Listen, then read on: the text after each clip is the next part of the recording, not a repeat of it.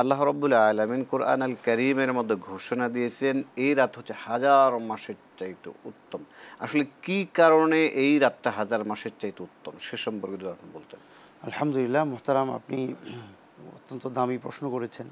তো এই প্রশ্নের উত্তর জানার আগে আমরা যদি প্রেক্ষাপটটা জানি তাহলে ইনশাল্লাহ আমাদের কাছে পরিষ্কার হয়ে যাবে। প্রেক্ষাপটটা ছিল এরকম, নবী করিম সাল্লাল্লাহু আলাইহি সাল্লাম সাহাবায়ে কেরামের সামনে অতীত যে সমস্ত উম্মত ছিলেন তাদের বিভিন্ন আমলের কথা আলোচনা করছিলেন। তার মধ্যে ফাযাকার রাজুলান লাবিসা সিলাহান আলফা শাহরিন, এক ব্যক্তির কথা বললেন যে ব্যক্তি 1000 মাস শুধু যুদ্ধের অস্ত্র পরে আল্লাহ রাস্তায় জিহাদে তিনি নিয়োজিত ছিলেন। 1000 বছর একাধারে শুধু যুদ্ধই করেছেন। আরও বিভিন্ন জনের কথা বলেছেন, কেউ 500 বছর ইবাদত করতেন, কেউ 1000 বছর, 700 বছর। হযরত নূহ আলাইহিস সালামের কথা আছে, তিনি 950 বছর মানুষকে দাওয়াত দিয়েছেন। তো অন্য যে সমস্ত উম্মত নবীজির আগে গত হয়েছে তাদের হায়াত ছিল অনেক লম্বা, তারা 500 বছর, 1000 বছর, 700 বছরের জিন্দিগি পেতেন এবং দীর্ঘ সময় ধরে তারা আল্লাহর ইবাদত বন্দেগী করতেন। তো এগুলো শোনার পরে সাহাবায়ে কেরামের ভেতরে একটা আফসোস তৈরি হলো যে আমাদের বয়স তো 60-70 বছর, আমরা এই অল্প সময়ে 500 বছরের ইবাদতের সওয়াব কীভাবে আমরা অর্জন করব। নবী করিম সাল্লাল্লাহু আলাইহি সাল্লাম সাহাবায়ে কেরামের এই আফসোস দেখে তার ভেতরেও এটা আক্ষেপ তৈরি হলো।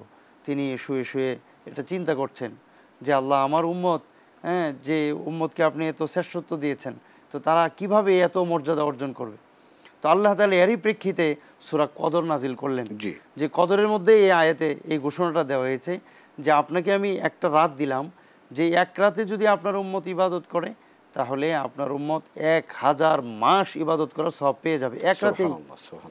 নবী করিম সাল্লাল্লাহু আলাইহি সাল্লামকে আল্লাহ তাআলা শেষে পাঠিয়েছেন, তার উম্মত ও সর্বশেষ উম্মত, নাহনুল আখিরুন সাবিকুন। যদিও শেষে এসেছে কিন্তু এই উম্মত সবার আগে কিয়ামতের দিন জান্নাতে প্রবেশ করবে। এই উম্মতের উপর আল্লাহ তাআলা এই যে অনুগ্রহ করেছেন, এই অনুগ্রহেরই একটা বহিঃপ্রকাশ হলো লাইলাতুল কদর। আল্লাহ তাআলা এক রাতে এই উম্মতকে এত বিরাট একটা সুযোগ করে দিয়েছেন যে 1000 মাসের সওয়াব সে অর্জন করতে পারে। তার মানে হলো যে এই রাতে যদি কেউ 2 রাকাত নামাজ পড়ে তাহলে 2 রাকাত নামাজের সওয়াব 1000 মাস একাধারে 2 রাকাত নামাজ পড়লে যেই পরিমাণ রাকাত হবে এবং সওয়াব হবে, এই 2 রাকাতে তিনি সেই পরিমাণ সওয়াব পেয়ে যাবেন। তিনি যদি এখানে দান করেন তাহলে 1000 মাস অনবরত দান করলে যে সওয়াব পেতেন, একবার দান করে সেই সওয়াব পেয়ে যাবেন। তিনি যদি কোরআনের একটা আয়াত তিলাওয়াত করেন তাহলে 1000 মাস একাধারে তিলাওয়াত করলে যেই পরিমাণ তিলাওয়াত হতো ওই পরিমাণ তিলাওয়াতের সওয়াব তিনি এক আয়াত তিলাওয়াত করে পেয়ে যাবেন। এভাবে তিনি যত আমল করবেন, জিকির আজকার করবেন, তিনি এখানে সবকিছুকে 1000 মাসের পরিমাণ সওয়াব তিনি পেয়ে যাবেন।